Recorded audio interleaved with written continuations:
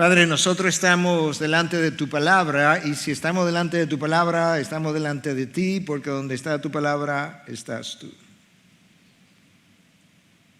Gracias te damos por la palabra que nos ha dado. No nos ha dado una palabra débil, no nos ha dado una palabra que promete pero no cumple, no nos ha dado una palabra con forma o con poder humano, aunque sí tiene forma humana para que podamos entenderla. Pero yo quiero pedirte, Señor, que antes de entrar al texto de hoy, quiero orar con el salmista en el Salmo 139 y decirte, escudriñame, oh Dios, y conoce mi corazón, pruébame y conoce mis inquietudes. Y ve si hay en mí camino malo o camino de iniquidad. Y guíame en el camino eterno. Señor, nosotros pensamos en aquella ocasión cuando Moisés sacó el pueblo a encontrarse contigo. Yo te pido que tú me des lo que yo no tengo para tomar a este pueblo que está aquí hoy y llevarlo a encontrarse contigo por medio de tu palabra. Señor, nosotros necesitamos un encuentro contigo cada vez que venimos a tu palabra. No queremos un encuentro con una letra que sea muerta para mí, porque no es muerta, pero que mi actitud la haga o la convierta, o mi disposición o la condición de mi corazón o de mi mente la convierta en una letra que no hace nada en mí. Nosotros te pedimos que antes de leerla, antes de comenzar a rumiarla, que tú despierte el entendimiento, que tú abras los ojos, que tú fertilice el terreno de mi corazón, que tú debilite mi voluntad y que tú me predisponga a favor de la obediencia, de la autoridad, de lo que habremos de ver. Recuérdanos que todas mis alegrías, todos mis gozos y tristezas, orquestas tú. Orquesta este mensaje para hacer lo que tenga que ser hecho en cada uno de aquellos que escuchan o escucharán. En tu nombre, Jesús, te lo hemos pedido. Y su pueblo dice, amén, amén. Bueno, yo creo que pensando en la canción, mis gozos y tristezas, orquestas tú, yo creo que cada uno de nosotros ha estado en tribulaciones, dificultades, vicisitudes, pruebas, tormentas de diferentes tipos. Yo creo que eso es fácil de admitir. De la misma manera, yo creo que es también relativamente fácil, si somos honestos, de admitir que en medio de esas condiciones o situaciones, cada uno de nosotros ha experimentado en diferentes maneras, diferentes grados, temor, ira, frustración, impotencia, dolor, y que al final, o al principio, o a mitad de camino, eso que hemos experimentado han resultado en quejas. Y de alguna forma, bueno, yo creo que negar eso que yo acabo de decir es negar la realidad y es negar la realidad de la condición caída del ser humano.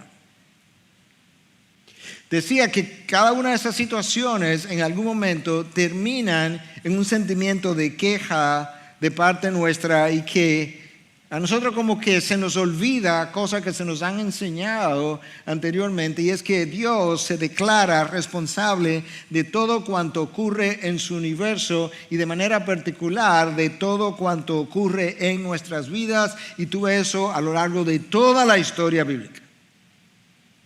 Por tanto, si Dios es responsable, Dios es el responsable final de todas las tormentas que han llegado a mi vida y que llegarán a mi vida. Ahora, nota que yo dije el responsable final, porque puede ser que yo haya andado o esté andando en un camino de pecado, yo me haya entrado en una tormenta, pero al final del camino es Dios quien la está permitiendo, y la está permitiendo con la idea en ocasiones de que sea una bendición, en otras ocasiones de que me sirva de reprensión. Pero déjame autocorregirme inmediatamente y decir, la reprensión de Dios es parte de la bendición de Dios.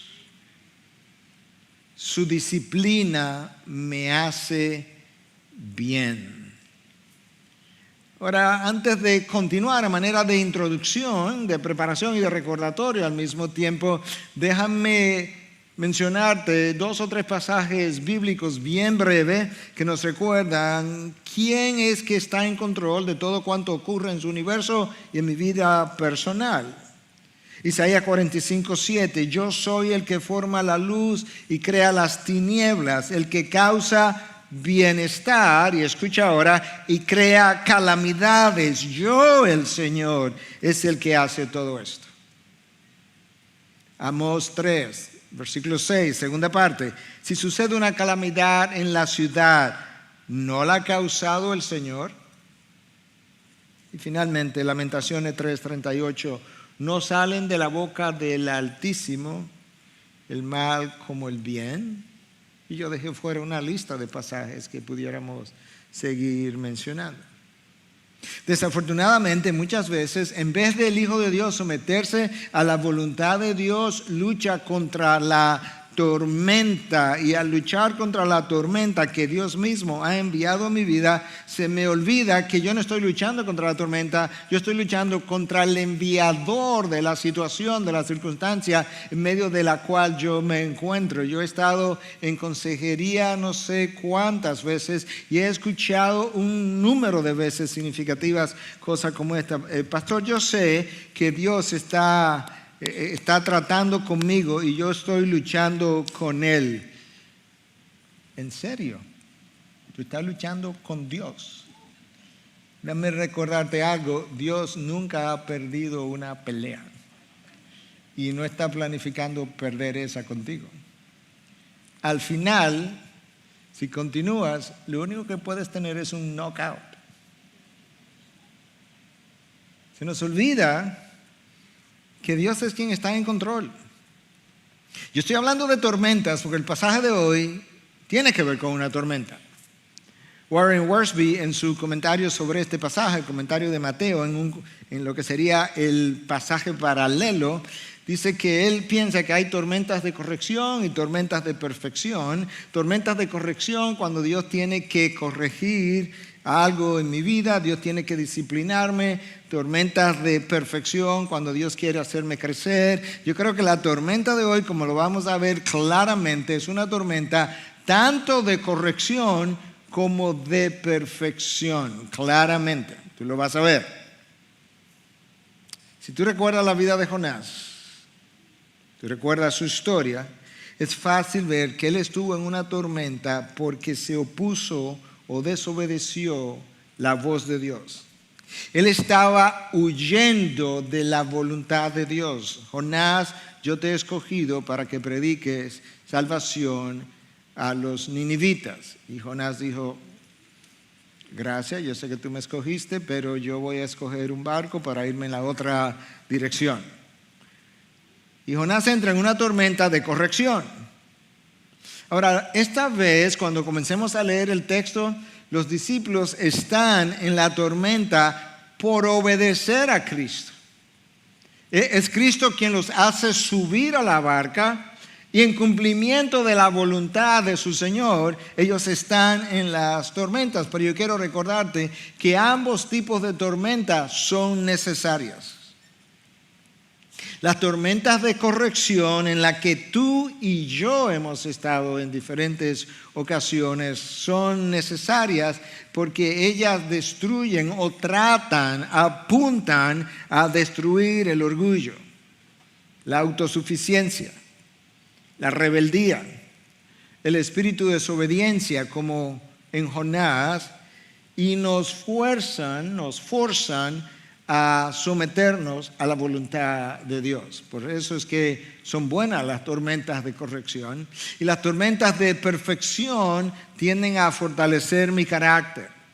Debilitan mis emociones negativas como el temor, la ira. Y por otro lado, ellas me ayudan y hasta me forzan a llegar a confiar en Dios y su palabra solamente, independientemente de las circunstancias. Ahora, no importa cuál sea la razón por la cual nosotros nos encontramos en una tormenta, Dios aprovecha la ocasión para hacer dos cosas siempre, y eso lo vamos a ver en la tormenta de hoy. Dios revela su carácter y Dios revela algo acerca de ti. La tormenta de hoy, nosotros veremos cómo Dios hace eso. En el caso de Jonás, Dios reveló su soberanía sobre el mar, su soberanía sobre el pez que vino y se tragó a Jonás, su soberanía sobre Jonás, que terminó predicando salvación a los ninivitas. Ahora, yo quiero mencionarte algo más antes de leer el texto, porque al final de la historia, lo que te voy a decir ahora están conectados, ¿ok? Entonces, este evento que vamos a leer ocurrió inmediatamente después de la alimentación de los 5,000 hombres, que es como Marcos le llama, 5,000 hombres. Si fueron hombres, es posible que hubieran 6, 7,000, 8,000, 10,000 personas ahí, si se hubiesen contado niños y mujeres. Otros evangelistas dicen 5,000 personas. Pero esto ocurrió inmediatamente después de la multiplicación de los panes. Y esto es importante por lo siguiente, porque Jesús y sus discípulos se montan en la barca y entonces se quieren retirar a un lugar aislado porque los discípulos y él estaban cansados y no habían tenido tiempo ni siquiera para comer. Eso dice el texto. Entonces Jesús se lo quiere llevar a descansar, se montan en la barca, se van. Cuando se desmontan de aquel lado, ya había gente ahí esperándolos, pero vienen cansados, no han comido. Y entonces Jesús, dice el texto, vio las multitudes y tuvo compasión de ellas. Tuvo compasión porque las vio como ovejas sin pastor.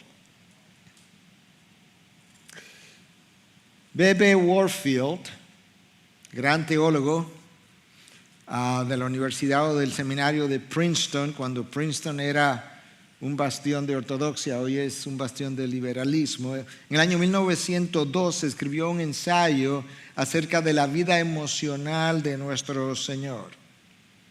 Ahora, cuando Warfield escribió tal historia o tal ensayo, él no estaba pensando en la palabra emocional de la misma manera que tú y yo pensamos, porque usualmente cuando tú y yo pensamos en alguien emocional o la vida emocional de alguien, estamos pensando en sentimientos desbalanceados, impulsivos, como fuera de control. Warfield no estaba pensando en eso, estaba pensando en una cosa totalmente diferente.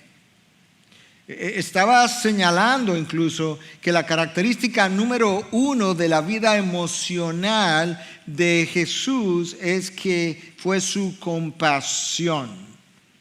Aquí el texto dice que él vio las multitudes, estando él cansado, estando los discípulos cansados, él vio las multitudes y tuvo compasión de ellas. Y tuvo compasión de ellas porque las vio perdidas, no tenían pastor que las guiara, que las orientara, que las protegiera, que las limpiara, por así decirlo.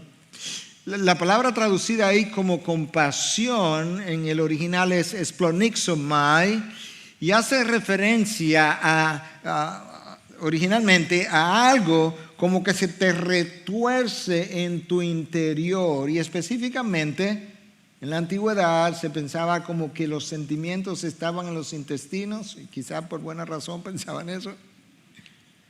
De manera que esta palabra alude como a los intestinos que se están retorciendo, y si tú has tenido esa experiencia alguna vez, es esa intensidad a la que el texto se está refiriendo cuando dice que Jesús tuvo compasión. Su sentido de tristeza, su sentido de dolor por su condición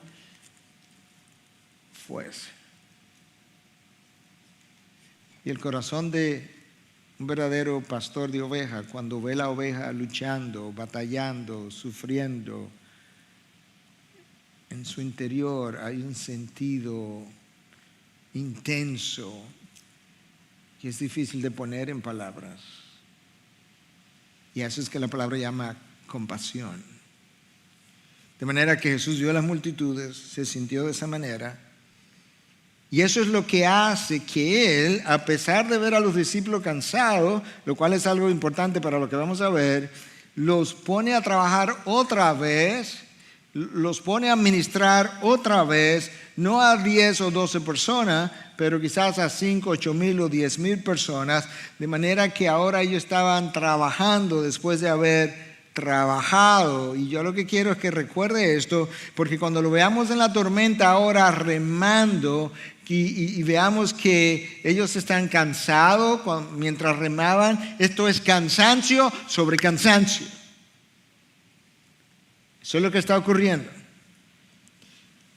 De manera que con eso yo quiero que podamos leer el texto de la palabra de Dios en Marcos 6, a partir del versículo 45, y estoy leyendo de la Nueva Biblia de las Américas, la misma Biblia de las Américas que usa un lenguaje más de ustedes en vez de vosotros, más de están en vez de estáis, pero es el mismo contenido. Escucha lo que dice la palabra. Enseguida Jesús hizo que sus discípulos subieran a la barca y fueran delante de él a otro lado, a Betsaida, mientras él despedía a la multitud. Él envía a los discípulos, él se queda atrás en tierra despidiendo a la multitud. Después de despedirse de ellos, se fue al monte a orar. Al anochecer, la barca estaba en medio del mar y él estaba solo en tierra. Y al verlos remar, fatigados, cansancio sobre cansancio, porque el viento les era contrario, como a la cuarta vigilia de la noche, fue hacia ellos andando sobre el mar y quería pasarlos de largo. Pero cuando ellos lo vieron andando sobre el mar, pensaron que era un fantasma y se pusieron a gritar porque todos lo vieron y se turbaron. Pero enseguida él habló con ellos y les dijo: tengan ánimo, soy yo, no teman. Subió con ellos a la barca y el viento se calmó. Y ellos estaban asombrados en gran manera. Escucha ahora por qué yo estaba con el milagro de los panes. Porque no habían entendido lo de los panes, sino que su mente estaba embotada. Hay una narración paralela en Marcos 14 y en Juan 6 de este evento que agrega algunas informaciones que Marcos no tiene y viceversa. La versión de Mateo nos dice que no solamente el Señor tuvo un encuentro con los discípulos en alta mar, sino que tuvo un encuentro especial con Pedro, no solamente en alta mar, sino con Pedro estando en las aguas, sobre las olas y el viento batiendo. Yo creo que todos estaríamos de acuerdo que ese no es el mejor momento, ni el mejor lugar, ni la mejor hora en la oscuridad de la noche para tener una conversación. Pero ahí fue que Cristo quiso tenerla. En el Evangelio de Marcos hay dos tormentas descritas, una en Marcos 4, de la cual predicó el pastor Héctor hace unos meses atrás, y esta segunda tormenta en Marcos 6. Ambas tienen elementos muy distintivos y enseñanzas distintas, y por buena razón, porque cada evento en la vida de Cristo con sus discípulos tuvo una intencionalidad específica, y de esa misma manera cada tormenta, cada dificultad en tu vida tiene un propósito que llenar, tiene una intencionalidad, está apuntando a una meta en particular. Y si alguna vez tú te has encontrado que estás ahora en una tormenta casi idéntica a la tormenta que tuviste hace 6 meses, hace 1 año, hace 3 años, los chances son que probablemente o no aprendiste la lección la primera vez, o la primera vez, aunque sufriste en medio de la dificultad, no fuiste quebrantado. Mucha gente confunde sufrimiento con quebrantamiento. Y si yo tuve un gran quebrantamiento el año pasado, pero cuando escuchas la historia te das cuenta que no. Recuerda que Faraón sufrió las 10 plagas, pero nunca fue quebrantado. Job sufrió y termina profundamente quebrantado y profundamente arrepintiéndose en polvo y ceniza. Esa es la diferenciación, y es por eso que en ocasiones las tormentas como que lucen iguales una detrás de la otra. En la primera tormenta, en Marcos 4, Cristo sube a la barca primero y luego invita a sus discípulos. En esta ocasión, Él se queda en tierra y empuja a sus discípulos a subir a la barca. La razón por la que yo usé la palabra empujar es porque en el original eso es exactamente como está. Prácticamente Cristo tuvo que forzarlos a subirse a la barca u obligarlos. Y el texto no dice por qué Cristo tuvo que hacerlo de esa manera, pero nosotros podemos hacer quizás una especulación santa, quizás, haciendo uso de pasajes paralelos. En Juan 6 se nos dice que inmediatamente después de la multiplicación de los panes, la multitud quería hacer o proclamar a Cristo rey. Y luego entonces viene esto, y Cristo forzó a los discípulos a que subieran a la barca y se fueran. ¿Es posible que a los discípulos les estuviera gustando la idea de esta proclamación de Cristo como rey, aunque fuera a la fuerza? Porque eso era lo que ellos estaban esperando por cientos de años, en realidad. Quizás. Es posible que Cristo no quería que ellos se contaminaran con ese sentir popular, pero no bíblico, de para qué Él estaba en esta tierra en esta ocasión. Quizás. Quizás la razón por la que Cristo tuvo que forzarlos es porque esta gente eran pescadores experimentados, le crecieron los dientes, decimos nosotros, en el mar, y quizás ellos vieron el cielo y lo vieron nublado, o quizás comenzaron a sentir como ese viento típico de esa región, aparentemente hasta nuestros días, que con cierta regularidad al caer la noche como que se levanta y arrecia y ocurren estas tormentas repentinas. Quizá ellos presentían, sospechaban que algo así podía ocurrir, y sobre todo que ya ellos venían cansados. La verdad es que no sabemos con exactitud, pero lo que sí sabemos es que Cristo tuvo que forzarlos a entrar en la barca. Salir a navegar esa noche fue idea del maestro. Él sabía lo que venía. Fue el mismo maestro que los metió en problemas.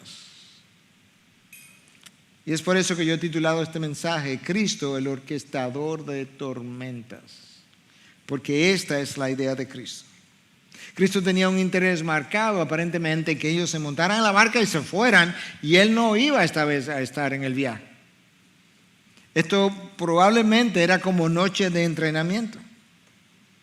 Los discípulos han emprendido la navegación en obediencia al deseo del maestro de ir al otro lado, pero Él quiere ir al otro lado, los montes, le dice, bueno, váyanse ustedes, yo me voy a orar.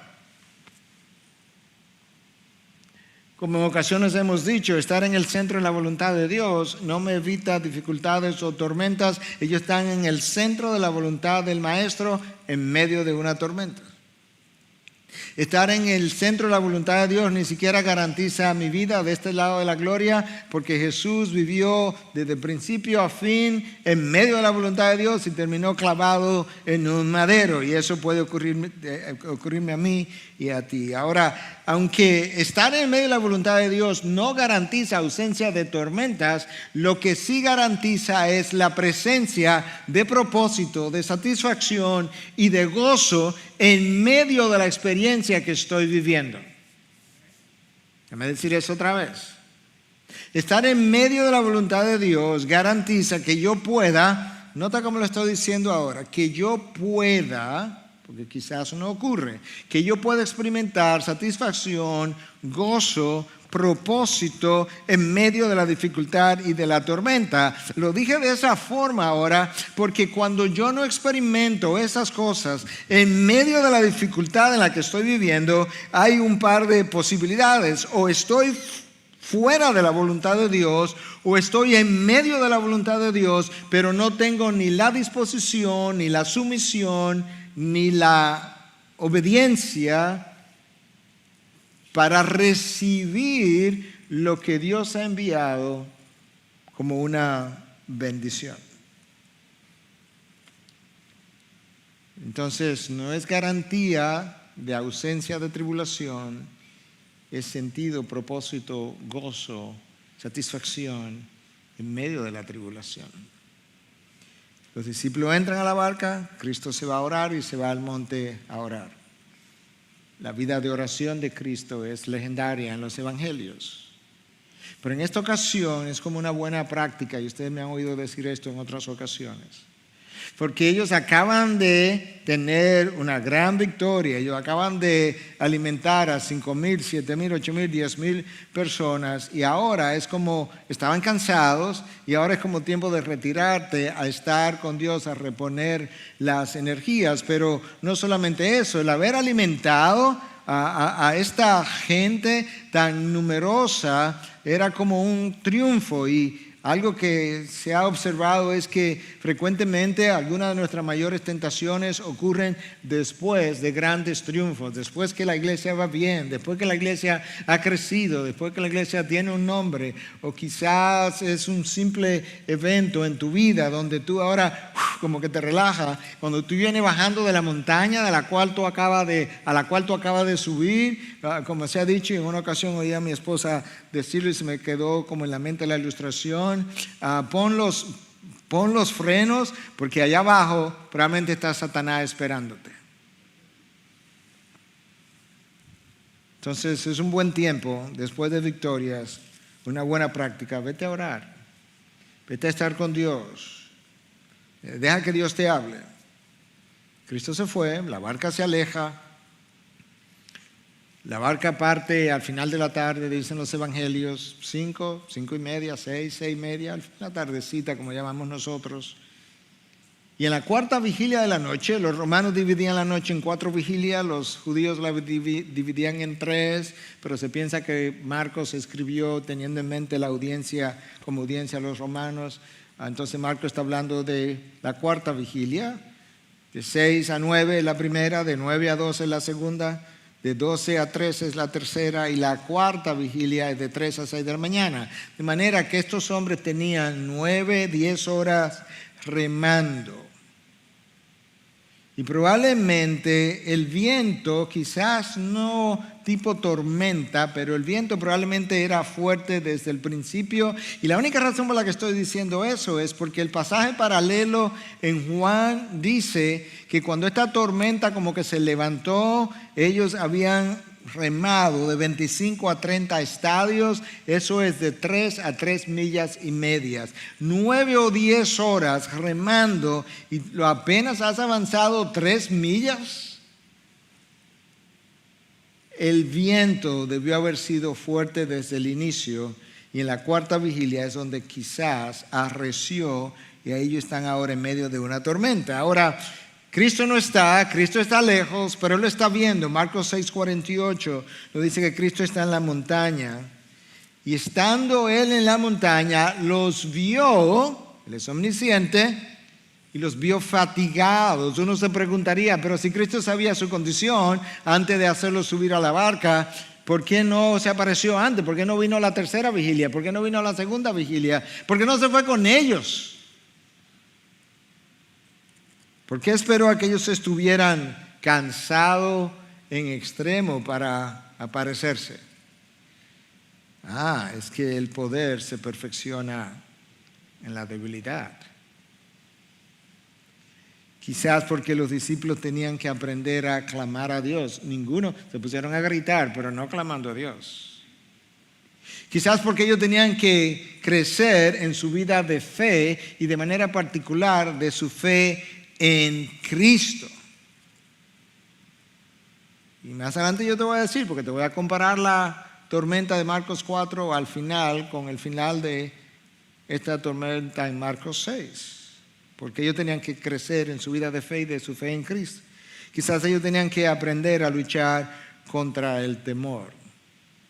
No sé si te fijaste cuál fue la reacción en medio de la tormenta cuando Cristo viene a ayudarles y se aparece. Esto es lo que el texto dice. Pensaron que era un fantasma.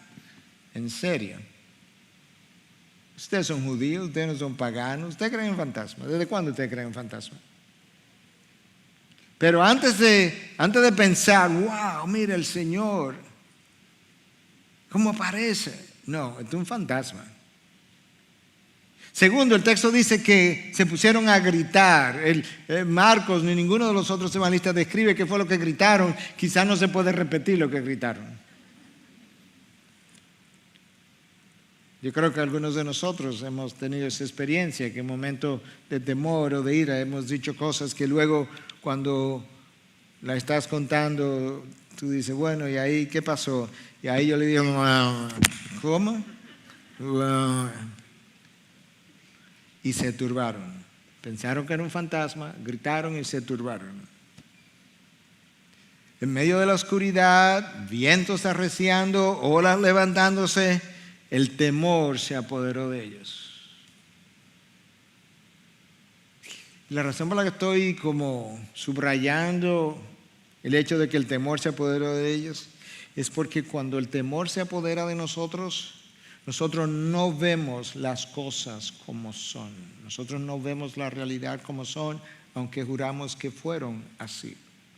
Nosotros no juzgamos las cosas como verdaderamente son. Nosotros magnificamos la realidad. Nosotros exageramos los hechos. Nosotros mentimos para justificar mi reacción en medio de hechos que mi temor magnificó. Y nosotros incluso llegamos a conclusiones erróneas. Nota como yo usé el pronombre nosotros. El nosotros es común. Lo que quizás no es común es la misma experiencia de temor que unos la tienen más frecuentemente o más intensamente que otros. Pero experimentado el mismo temor, las mismas reacciones ocurren que yo acabo de describir. Y Satanás conoce eso de nosotros. Satanás conoce que una forma de hacernos errar es simplemente atemorizarnos. De hecho, cuando tú estás atemorizado, ellos estaban turbados, dice el texto. Claro, el temor te turba. Cuando tú estás turbado, tú ni siquiera ves a Dios. Ellos vieron un fantasma, no vieron a Cristo. Nosotros comenzamos a actuar, a decir, a decidir, incluso tomamos decisiones torpes, pero no vemos nuestra torpeza porque nosotros ni siquiera podemos ver a Dios en medio de la dificultad. El pánico nos paraliza, nos ciega y nos hace ver la realidad distorsionada. Eres un blanco fácil para el enemigo. Pues estás ciego, estás paralizado y la realidad está distorsionada. Esta semana yo conversaba con alguien y me hablaba de su pánico y me decía, yo a veces me paralizo por completo, que no puedo como moverme. Esto es real. Y en este caso, los discípulos estaban atemorizados y frecuentemente el temor, cuando tú estás atemorizado, lo que tu cuerpo libera es mucha adrenalina y hormona tipo cortisona, las hormonas de alerta se llaman en medicina. Esas hormonas de alerta te hacen reaccionar igual que cuando tú estás airado. Porque cuando estás airado, tú tienes las mismas hormonas que se han liberado.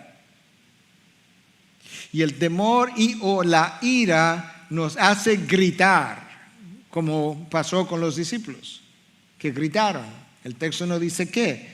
Pero en ocasiones lo que gritamos es ofensivo para el otro. De hecho, en la primera tormenta que ellos estaban atemorizados y Cristo estaba ahí, los discípulos fueron ofensivos hacia Cristo porque Él estaba durmiendo, dice el texto, y ellos no fueron y le dijeron, maestro, maestro, mira, estamos en medio de una tormenta, ¿tú puedes ayudarnos? No, eso no fue lo que ellos le dijeron. Ellos fueron y probablemente le tocaron y esto es lo que le dicen: maestro, ¿no te importa que perezcamos?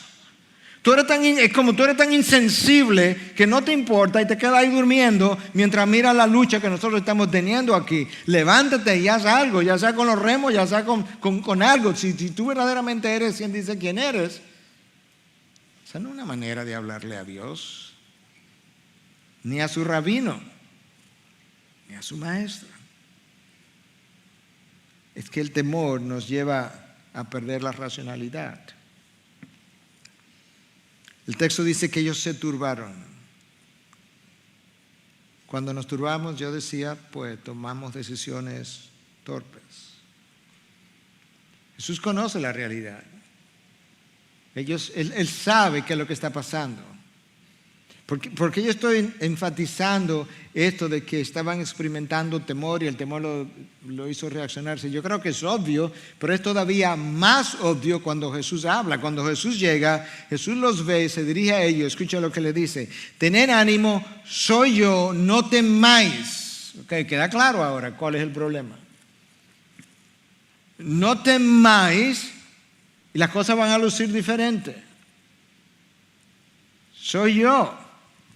Es interesante cómo Cristo se identifica cuando dice soy yo, porque el original dice ego eimi, y eso es exactamente el nombre que Dios le da a Moisés cuando Moisés pregunta: ¿cuál es tu nombre? Para yo decirle a esta gente donde yo voy, a Egipto, que cuál es el nombre del Dios que me envía. En hebreo obviamente es Yahweh o Jehová, como lo traducimos nosotros, pero cuando ese nombre es traducido al griego es ego eimi, yo soy. Quizás Cristo le estaba diciendo: ¿tú recuerdas el Jehová de la zarza ardiente? El yo soy, ese y yo somos la misma cosa. En medio de esta tormenta, una tormenta de aguas y de vientos. Y ellos necesitaban esto porque ellos necesitaban entrenamiento, porque pronto estarían en tormentas de persecución donde Él tampoco iba a estar presente. Las tormentas de la vida van de pequeñas a grandes y nos van preparando precisamente las pequeñas para tormentas mayores. Dios es omnisciente, Cristo es omnisciente, Él lo sabe todo. Él sabe por lo que ellos estaban pasando, Él sabe por lo que tú estás pasando. La primera vez tenía un propósito esa tormenta, esta tiene otro propósito. La primera vez ellos solo tuvieron que despertarlo, esta vez Jesús no está ahí, pero Él tiene un propósito. Cristo quiere ver, después de haber estado presente con ellos en una tormenta, cómo ellos van a reaccionar cuando ellos no lo puedan ver visiblemente.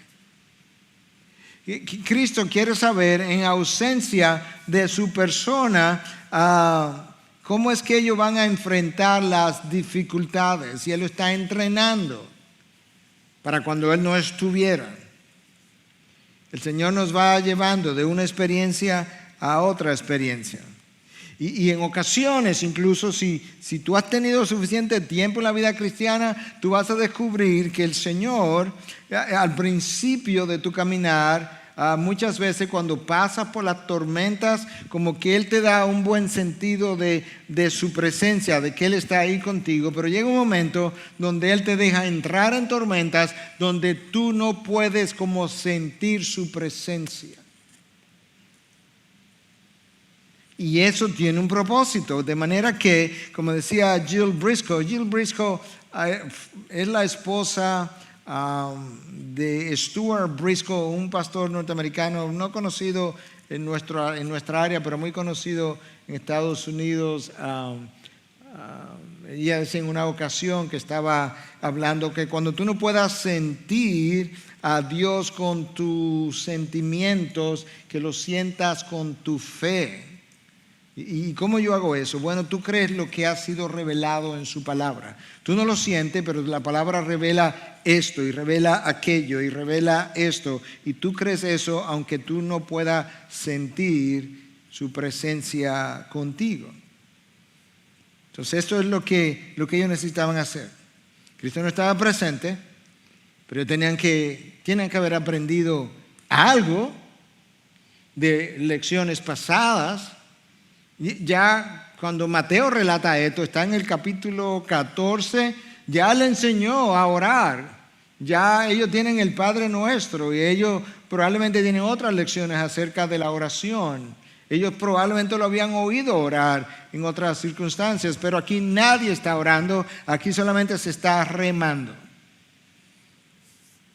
Y Cristo quizás tenía que entrenarlos a orar.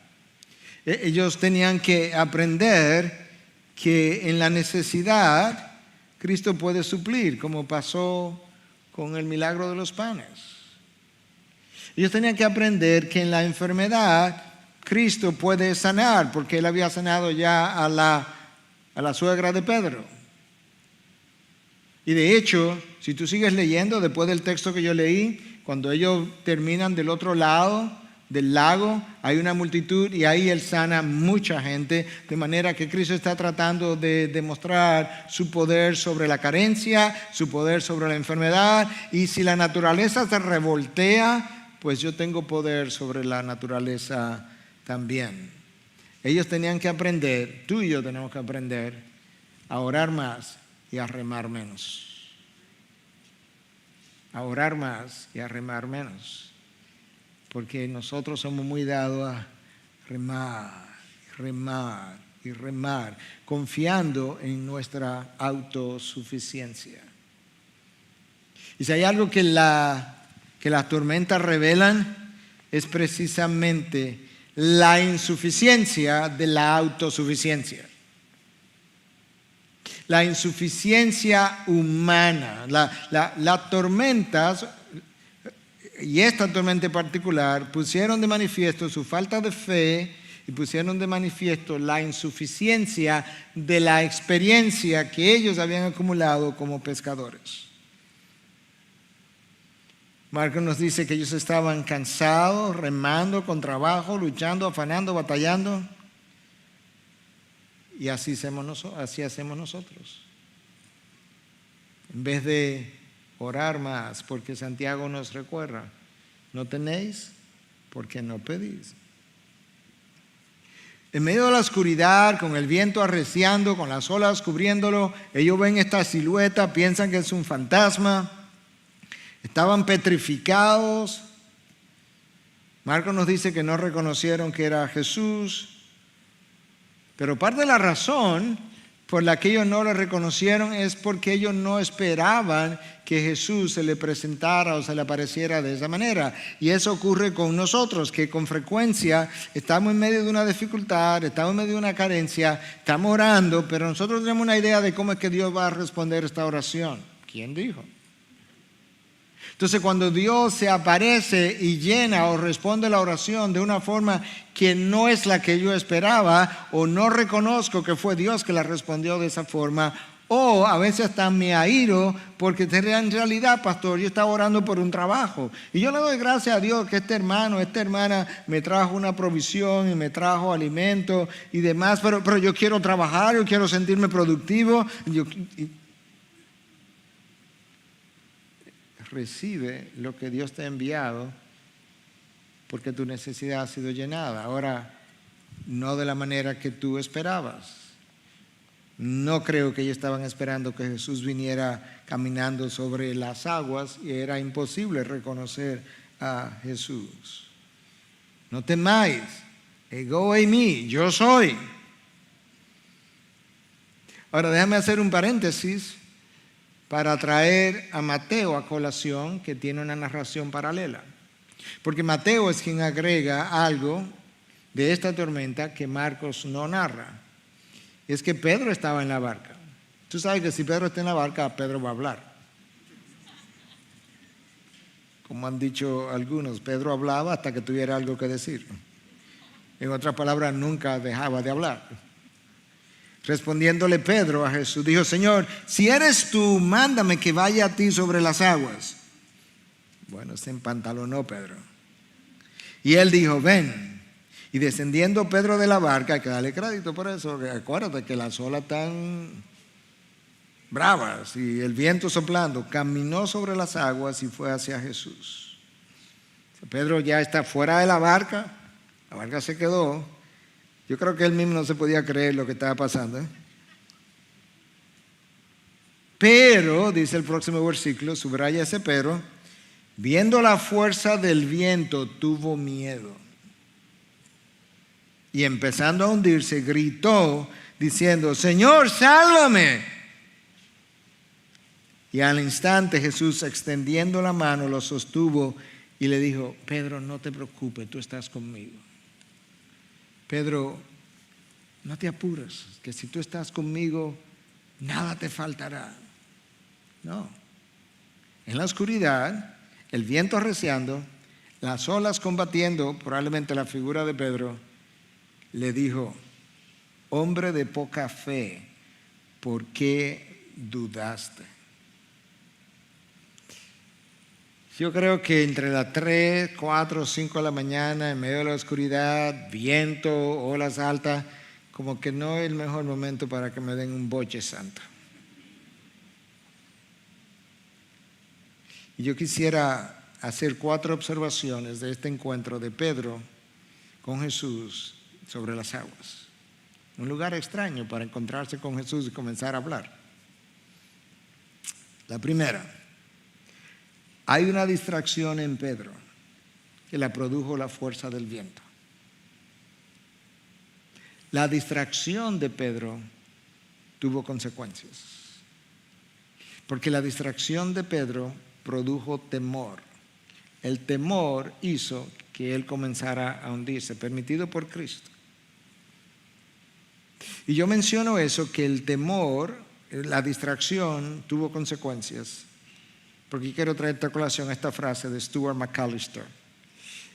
Yo sé que él tampoco es conocido en estos lares, pero él es muy conocido en Estados Unidos.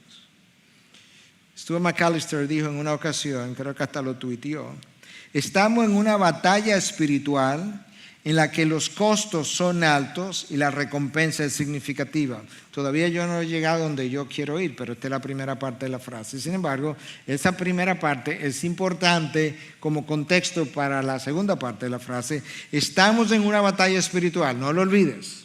¿Okay? Esto trasciende tu entendimiento, la circunstancia, la tormenta, lo que está pasando, lo que estás atravesando. Esto va más allá de lo que tú puedes ver. Esto tiene dimensiones divinas, celestiales, es la palabra que andaba buscando. Los costos son altos, pero si los paga, la recompensa es significativa. Ahora escuche. La seducción y la distracción, ahí está la palabra, son armas poderosas de nuestro enemigo. ¿Qué es lo que Stuart McAllister está diciendo? Primero, tú tienes un enemigo que anda como león rugiente buscando a quien devorar. Número 2, no puedes olvidar que tú estás continuamente en una batalla espiritual. Número 3, esa batalla espiritual tiene costos muy altos. Y número 4, la manera como tú terminas pagando precios que no quieres pagar es porque el enemigo conoce lo que puede hacer contigo en la batalla espiritual, y él tiene 2 formas: la seducción y la distracción. La seducción, de acuerdo a Santiago, tiene que ver con mi propia concupiscencia, mis deseos pecaminosos. Ahora, la distracción, que es lo que le ha pasado a Pedro, tiene que ver con circunstancias a mi alrededor que me distraen, que toman mis ojos que estaban fijos en Jesús, el autor y consumador de mi fe, y me hacen voltear la vista. En este caso lo hizo ver como el viento, y Cristo le dice: Pedro, ¿por qué te distrajiste? Y temiste y comenzaste a hundirte.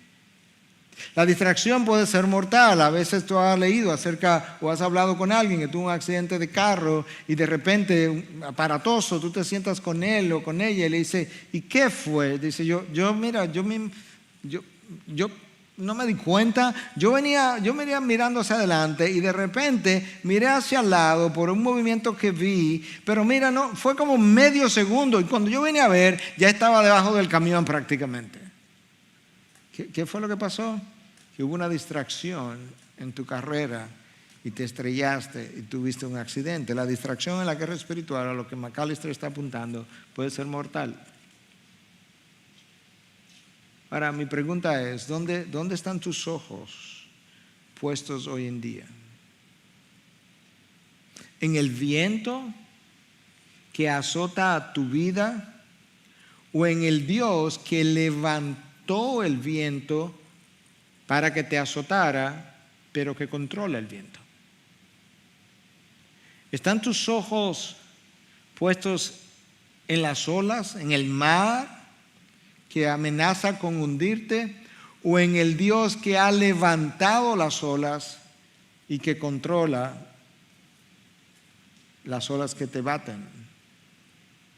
Porque si te enfocas en el viento o en el mar o en las olas, te va a ver como una víctima. Pero si te enfocas en el Dios soberano que controla ambas cosas y que ha permitido que tanto el viento como el mar te combatan, va a salir victorioso. ¿Recuerda que te mencioné a Jonás?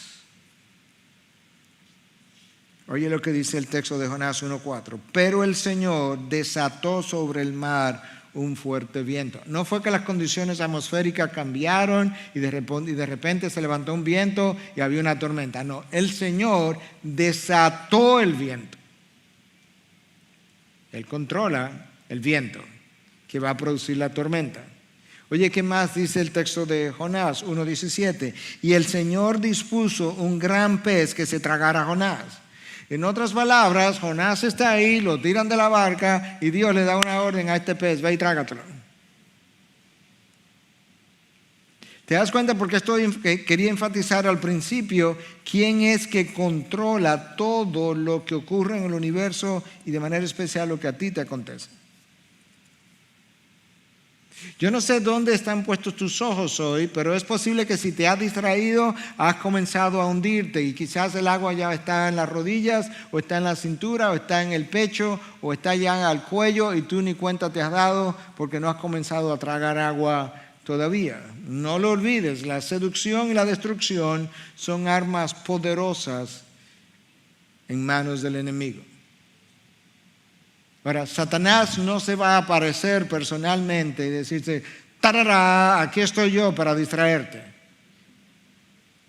o para seducirte. No, él va a usar otra figura humana, como Eva a Adán, o Sara con Abraham, o Pedro con Jesús, otra persona.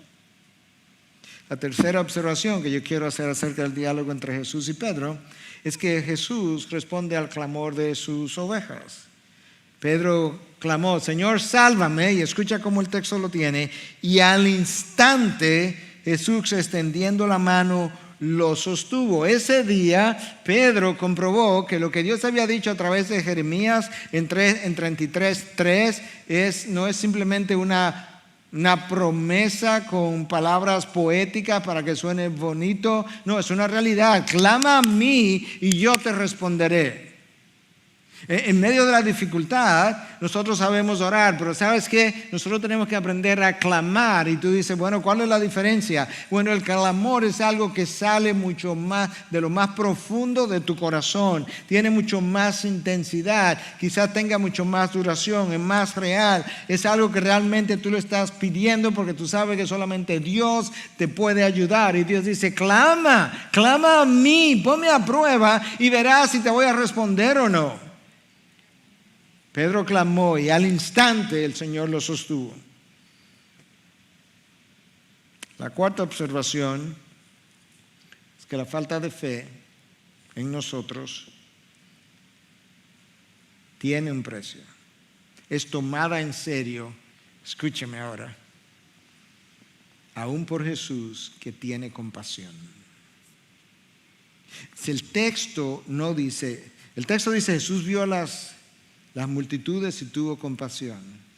Sin embargo, en esta ocasión el texto no dice Jesús vio a Pedro atemorizado, vio a los otros cansados, también aterrorizados, vio el viento, vio el agua, le estrechó la mano, lo sostuvo y le dice: Pedro, tengo compasión de ti, ven, no te preocupes. No, escucha, hombre de poca fe, ¿por qué dudaste?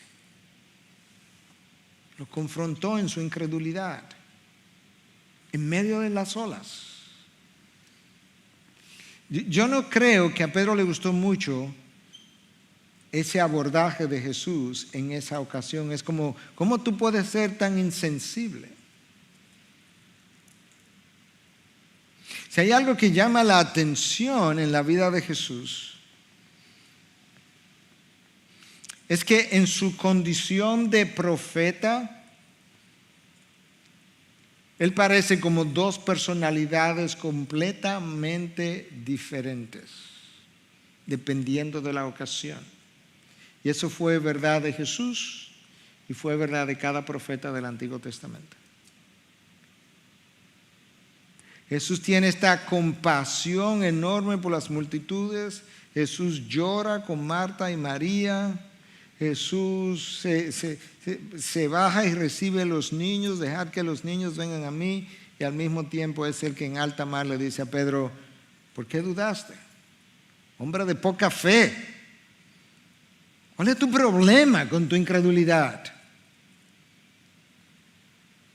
La falta de fe es tomada en serio, aún por Jesús, que tiene compasión. Nuestra duda frecuentemente refleja un conocimiento defectuoso del carácter de Dios. O pudiera reflejar que sigo confiando en mi autosuficiencia. Pero las tormentas, como ya mencioné, ponen de manifiesto no solamente mi incredulidad, pero pone de manifiesto también la insuficiencia de mi autosuficiencia. Pedro y los demás discípulos tenían que aprender que es preferible estar fuera de la barca, sobre las aguas, con las olas batiéndolo y los vientos también, pero al lado de Jesús. Es más seguro eso que estar en la barca, porque la seguridad no está en la barca, la seguridad está en Jesús. De manera que ahora, en medio de esta pandemia, tu seguridad no está en quedarte en la casa 60 días, 90 días. Tu seguridad sigue estando en Jesús. Él es quien controla quién se enferma, quién no se enferma, quién sobrevive, quién no sobrevive. Ahí es donde está la seguridad. Varios de mis pacientes me han dicho: yo no sé, doctor, cómo eso me ocurrió, porque yo tenía 60 días sin salir de mi casa. Bingo, no tiene que salir, el virus entra.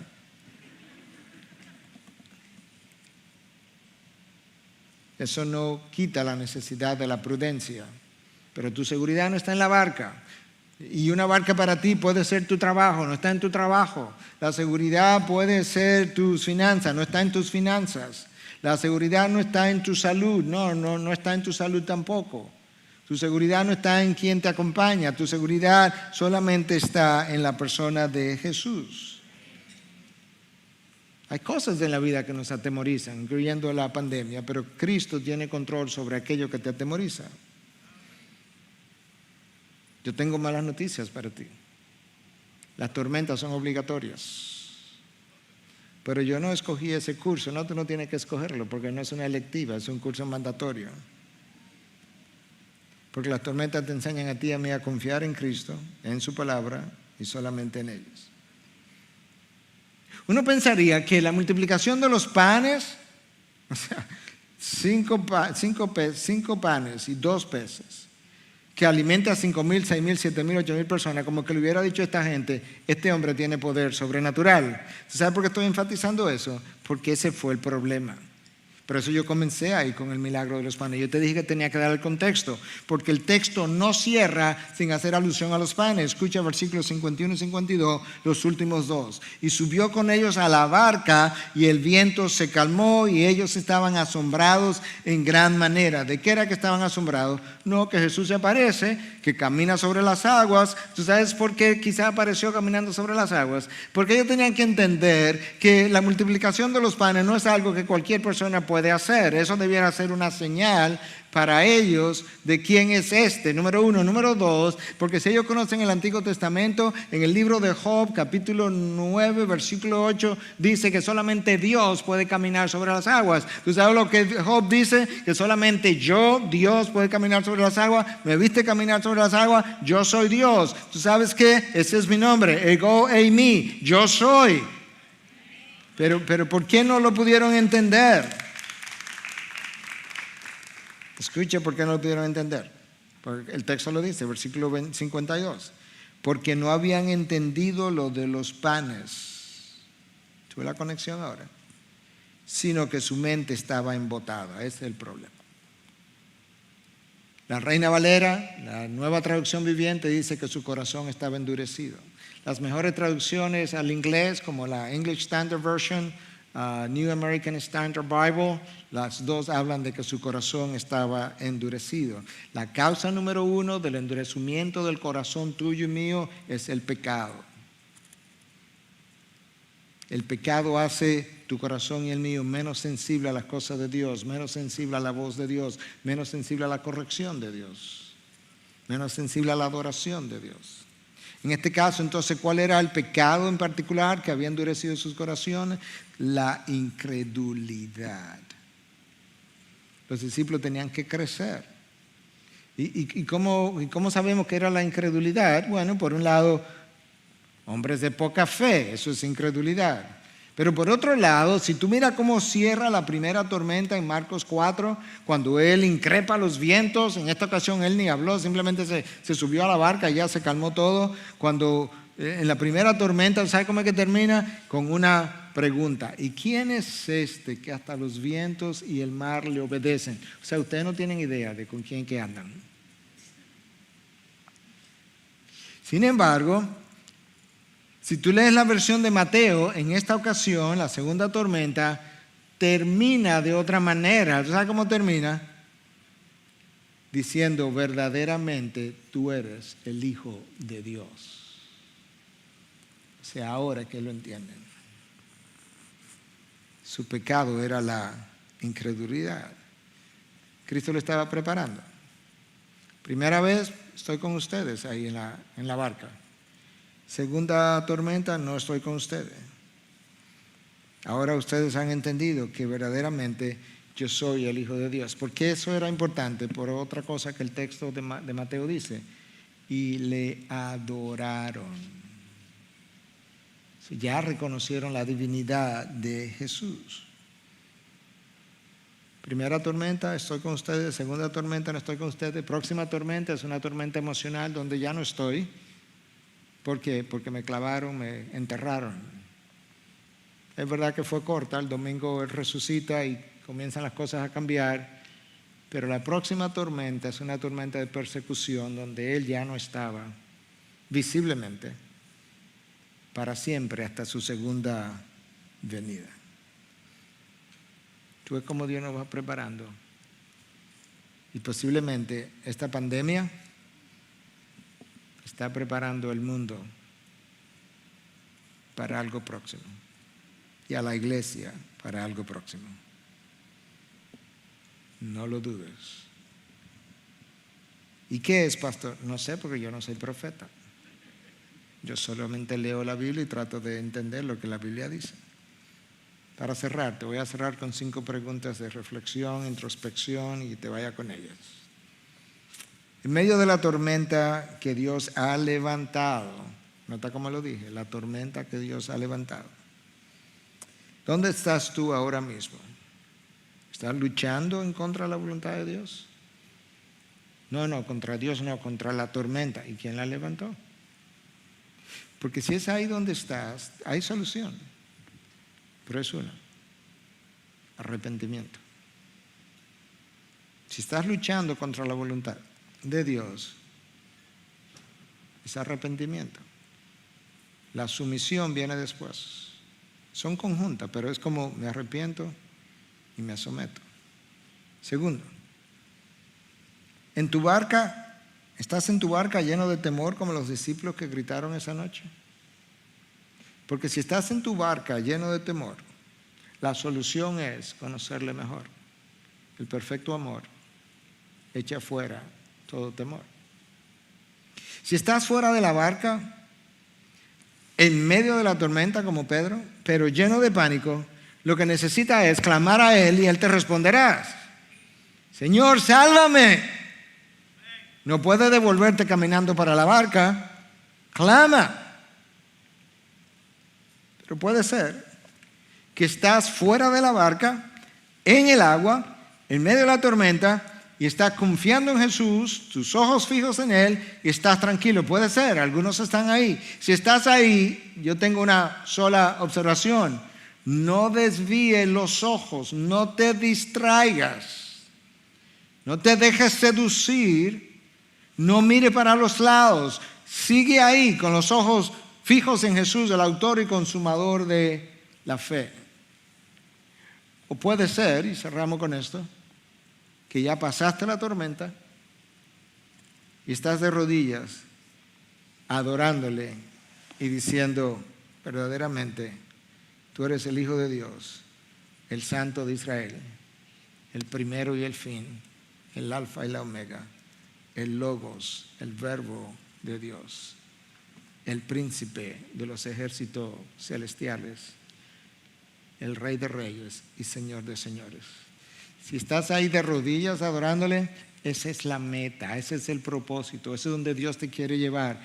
Conóceme mejor para que me adores mejor, porque la adoración mía es la liberación tuya. La adoración mía te va a liberar de la adoración de ídolos en lo que ha puesto tu confianza, ídolos que han sofocado tu vida, ídolos que te prometen cosas que ellos no te pueden dar, ídolos que hoy te atraen pero mañana te rechazan. Y la adoración del único verdadero y sabio Dios es quien te va a liberar de la adoración de todos los demás ídolos, y ellos terminarán destruidos en tu vida.